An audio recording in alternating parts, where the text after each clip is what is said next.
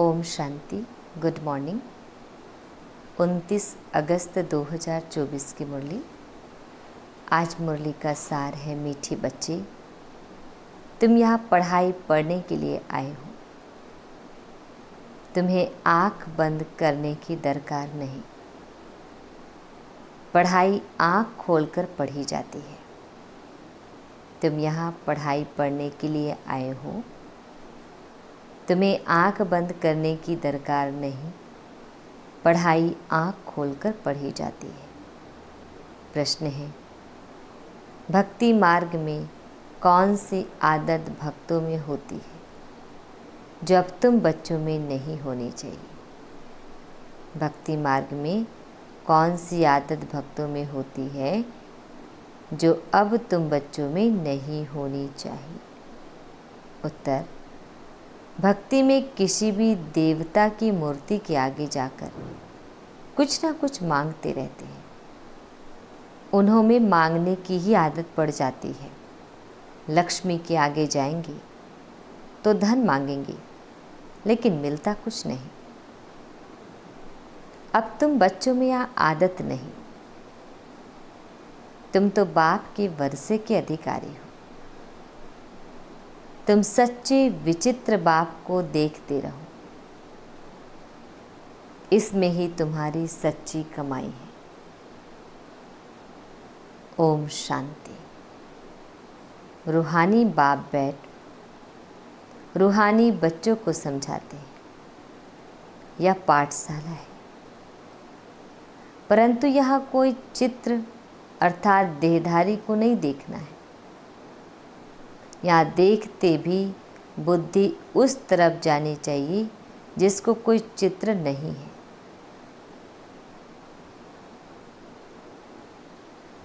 School में बच्चों का अटेंशन हमेशा टीचर में रहता है, क्योंकि वह पढ़ाते हैं तो ज़रूर उनका सुनना है, फिर रिस्पॉन्ड करना है। टीचर प्रश्न पूछेगा तो इशारा करेंगे ना, मैं बताता हूँ।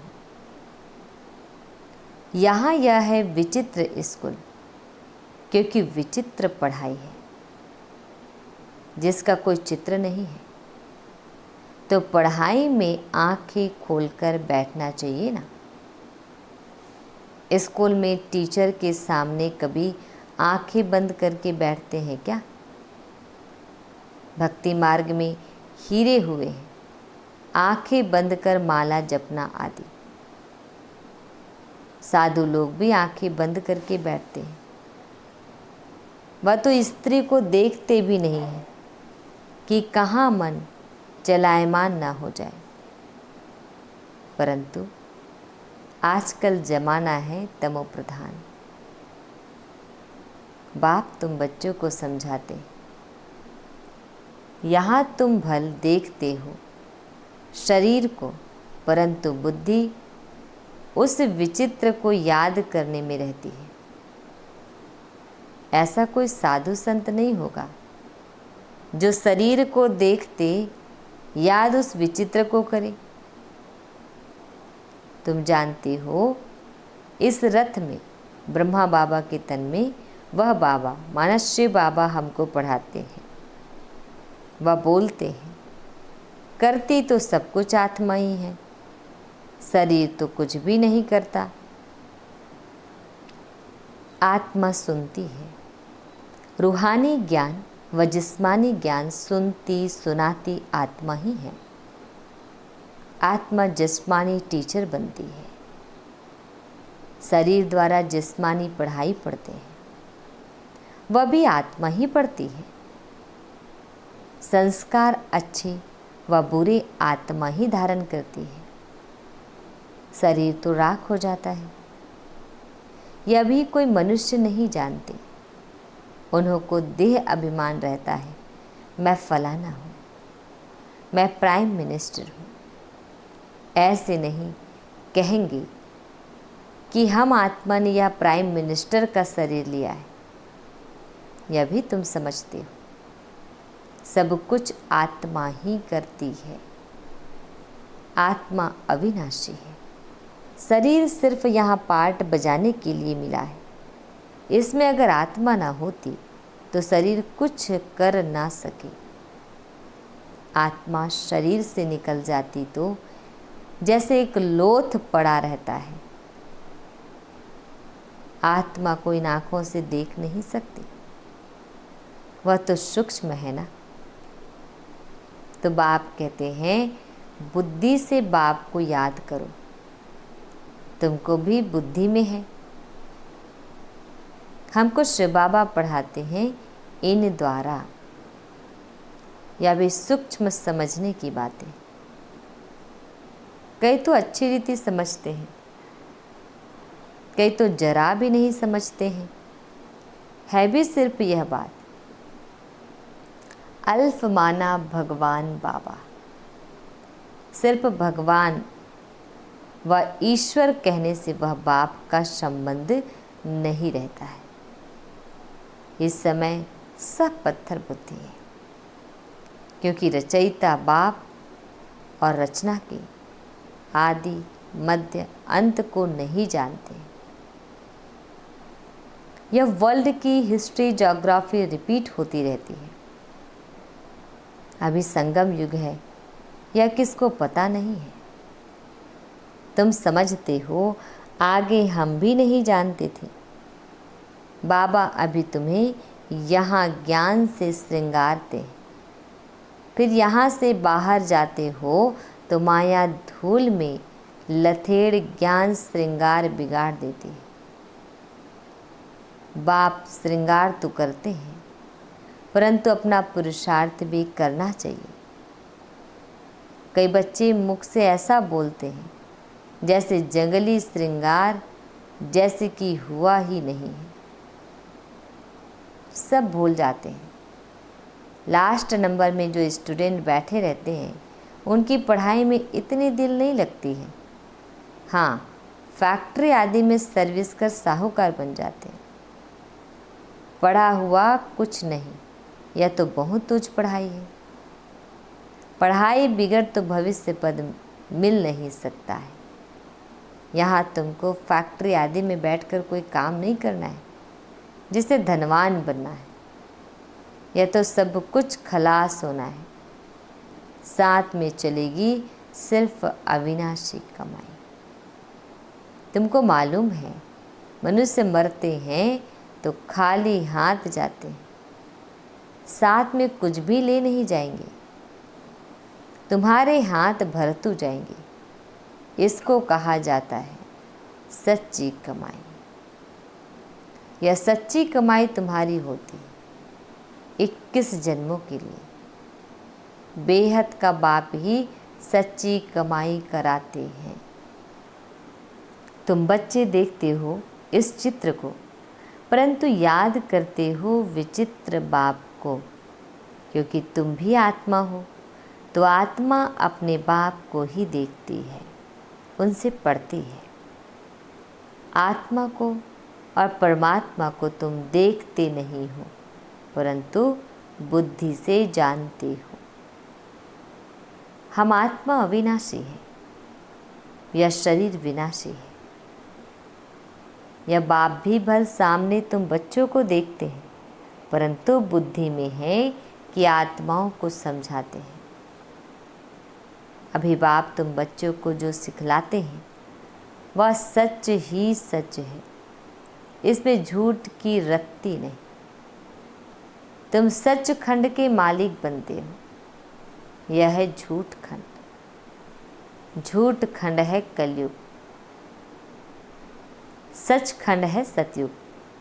रात दिन का फर्क है। सतयुग में दुख की बात होती नहीं, नाम ही है सुखधाम। उस सुखधाम का मालिक तो बेहद का बाप ही बनाएंगे। उनका कोई चित्र नहीं और सबके चित्र हैं शिव बाबा का। उनकी आत्मा का नाम फिरता है क्या? उनका नाम ही है शिव, और सबको आत्मा ही आत्मा कहते। बाकी शरीर का नाम पड़ता है। शिवलिंग है निराकार। ज्ञान का सागर, शांति का सागर, सुख का सागर, यह शिव की महिमा है। वह बाप भी है, तो बाप से जरूर वर्षा मिलना है। रचना को रचना से वर्षा नहीं मिलता। वर्षा रचयिता देंगे अपने बच्चों को।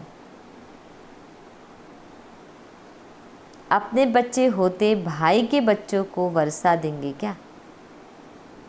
यह भी बेहद का बाप अपने बेहद के बच्चों को वर्षा देते हैं। यह पढ़ाई है ना। जैसे पढ़ाई से मनुष्य बैरिस्टर आदि बनते हैं, पढ़ाने वाले से और पढ़ाई से योग रहता है। यह तो पढ़ाने वाला है विचित्र। तुम भी आत्माएं विचित्र हो। बाप कहते हैं मैं आत्माओं को पढ़ाता हूँ। तुम भी समझो हमको बाप पढ़ाते हैं। एक ही बार बाप आकर पढ़ाते हैं। पढ़ती तो आत्मा है ना। दुख सुख आत्मा भोगती है, परंतु शरीर द्वारा। आत्मा निकल जाए तो फिर भल शरीर को कितना भी मारो, जैसे मिट्टी को मारते हो, तो बाप बार बार समझाते हैं। अपने को आत्मा समझ बाप को याद करो। यह तो बाबा जानते हैं, नंबरवार धारणा करते हैं। कोई तो बिल्कुल जैसे बुद्धू हैं, कुछ नहीं समझते। ज्ञान तो बड़ा सहज है। अंधा लूला लंगड़ा भी समझ सकते हैं, क्योंकि यह तो आत्मा को समझाया जाता है ना। आत्मा लूली लंगड़ी नहीं होती, शरीर होता है। बाप कितना अच्छी रीति बैठ समझाते हैं, परंतु भक्ति मार्ग की आदत आंख बंद करके बैठने की पड़ी हुई है। तो यहाँ भी आंखें बंद कर बैठते हैं, जैसे मत वाले। बाप कहते हैं आंखें बंद ना करो। सामने देखते हुए भी बुद्धि से बाप को याद करो, तब ही विक्रम विनाश होंगे। कितना सहज है। फिर तो कहते बाबा हम याद नहीं कर सकते हैं। अरे लौकिक बाप जिसे हद का वर्षा मिलता है, उनको तो मरने तक भी याद करते। यह तो सब आत्माओं का बेहद का बाप है, उनको तुम याद नहीं कर सकते हो। जिस बाप को बुलाते भी हैं, ओ गॉड फादर गाइड मी, वास्तव में यह कहना भी रॉन्ग है। बाप सिर्फ एक का तो गाइड नहीं है, वह तो बेहद का गाइड है। एक को थोड़े ही लिबरेट करेंगे। बाप कहते हैं मैं सबकी आकर सद्गति करता हूँ। मैं आया ही हूँ सबको शांति धाम भेज देने। यहाँ मांगने की दरकार नहीं। बेहद का बाप है ना। वह तो हद में आकर मीमी करते रहते हैं। हे परमात्मा मुझे सुख दो, दुख मिटाओ।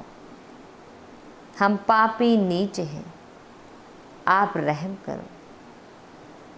बाप कहते हैं मैं बेहद की पुरानी सृष्टि को नया बनाने आया हूँ। नई सृष्टि में देवता रहते हैं। मैं हर 5000 वर्ष बाद आता हूँ, जबकि तुम पूरे पतित बन जाते हो। यह है ही आसुरी संप्रदाय। सदगुरु तो एक ही है, सच बोलने वाला। वही बाप भी है, टीचर भी है, सदगुरु भी है। बाप कहते हैं यह माताएं ही स्वर्ग का द्वार खोलने वाली है। लिखा हुआ भी है गेट वे टू हेवन, परंतु यह भी मनुष्य समझ थोड़े ही सकते हैं। नरक में पड़े हैं ना, तब तो बुलाते हैं। अब बाबा तुमको स्वर्ग में जाने का रास्ता बताते हैं। बाप कहते हैं, मैं आता ही हूँ पतितों को पावन बनाने और वापस ले जाने। अब अपने को आत्मा समझ बाप को याद करो तो तुम्हारे पाप कट जाएंगे। सबको एक ही बात सुनाओ कि बाप कहते हैं, माया जीत जगत जीत बनो। मैं तुम सबको जगत का मालिक बनाने का रास्ता बताता हूँ। फिर लक्ष्मी की दीपमाला पर पूजा करते हैं, उनसे धन मांगते हैं। ऐसे नहीं कहते हेल्थ अच्छी करो, आयु बड़ी करो। तुम तो बाप से वर्षा लेते हो, आयु कितनी बड़ी हो जाती है। अभी हेल्थ, वेल्थ, हैप्पीनेस सब दे देते हैं। वह तो लक्ष्मी से सिर्फ टिकरियाँ मांगते हैं, वह भी मिलती थोड़ी ही है। यह एक आदत पड़ गई है। देवताओं के आगे जाएंगे, भीख मांगेंगे। यह तो तुमको बाप से कुछ भी मांगना नहीं है। तुमको तो बाप कहते हैं, मामेकम याद करने से मालिक बन जाएंगे और सृष्टि चक्र को जानने से चक्रवर्ती राजा बन जाएंगे। दैवी गुण भी धारण करने हैं, इसमें कुछ बोलने की दरकार नहीं रहती, जबकि बाप से स्वर्ग का वर्षा मिलता है। अभी तुम इनकी पूजा करेंगे क्या? तुम जानते हो हम खुद ही यह बनते हैं, फिर इन 5 तत्वों की क्या पूजा करेंगे? हमको विश्व की बादशाही मिलती है, तो यह क्या करेंगे? अभी तुम मंदिर आदि में नहीं जाएंगे। बाप कहते हैं, यह सब भक्ति मार्ग की सामग्री है। ज्ञान में तो है एक अक्षर, मामेकम याद करो। बस याद से तुम्हारे पाप कट जाएंगे, सतो प्रधान बन जाएंगे। तुम ही सर्वगुण संपन्न थे, पर बनना पड़े, यह भी समझते नहीं। पत्थर बुद्धियों से बाप को कितना माथा मारना पड़ता है, यह निश्चय होना चाहिए। यह बातें कोई भी साधु संत आदि बता ना सके, सिवाय एक बाप के। यह कोई ईश्वर थोड़ी ही है, यह तो बहुत जन्मों के अंत में है। मैं प्रवेश ही उनमें करता हूँ जिसने पूरे 84 जन्म लिए हैं। गावड़े का छोरा था, फिर श्याम सुंदर बनते हैं। ब्रह्मा बाबा को कह रहे हैं, यह तो पूरा गावड़े का छोरा था, फिर जब कुछ साधारण बना तो बाबा ने प्रवेश किया। उन्होंने इतनी भट्टी बननी थी, इन्हों को खिलाएंगे कौन, तो ज़रूर साधारण भी चाहिए ना। यह सब समझने की बातें बाप खुद कहते हैं। मैं इनके बहुत जन्मों के अंत में प्रवेश करता हूँ। जो सबसे पतित बना है, फिर पावन भी वही बनेंगे। 84 जन्म इसने लिए हैं। तत्त्वम एक तो नहीं, बहुत है ना। सूर्यवंशी चंद्रवंशी बनने वाले ही यहाँ आते हैं, नंबरवार पुरुषार्थ अनुसार, बाकी ठहर नहीं सकेंगे। देरी से आने वाले ज्ञान भी थोड़ा सुनेंगे, फिर देरी से ही आएंगे। अच्छा, मीठे प्यारे बाबा हम बच्चों को विश कर रहे हैं। मीठे मीठे शक्ल दे बच्चों प्रति माता पिता बाप दादा का याद प्यार और गुड मॉर्निंग। रूहानी बाप की रूहानी बच्चों को नमस्ते। हम रूहानी बच्चों की रूहानी माता पिता बाप दादा जी को याद प्यार गुड मॉर्निंग और नमस्ते नमस्ते नमस्ते। शुक्रिया मीठे प्यारे बाबा, आपका लाख लाख शुक्रिया। आज हम बच्चों को धारण करना है। फर्स्ट पॉइंट है, बाप जो ज्ञान श्रृंगार करते हैं उसे कायम रखने का पुरुषार्थ करना है। माया की धूल में ज्ञान श्रृंगार बिगाड़ना नहीं है। माया की धूल में ज्ञान श्रृंगार बिगाड़ना नहीं है। पढ़ाई अच्छी रीति पढ़कर अविनाशी कमाई करनी है। सेकंड पॉइंट, इस चित्र अर्थात देहधारी को सामने देखते हुए बुद्धि से विचित्र बाप को याद करना है। आंखें बंद कर बैठने की आदत नहीं डालनी। बेहद के बाप से कुछ भी मांगना नहीं है। वरदान, समय के महत्व को जान, फास्ट सो फर्स्ट आने वाले तीव्र गति के पुरुषार्थी भव। समय के महत्व को जान, फास्ट सो फर्स्ट आने वाले तीव्र गति के पुरुषार्थी भव। डिटेल है, अव्यक्त पार्ट में आई हुई आत्माओं को last so fast, fast so first आने का वरदान प्राप्त है। तो समय के महत्व को जान मिले हुए वरदान को स्वरूप में लाओ। यह अव्यक्त पालना सहज ही शक्तिशाली बनाने वाली है।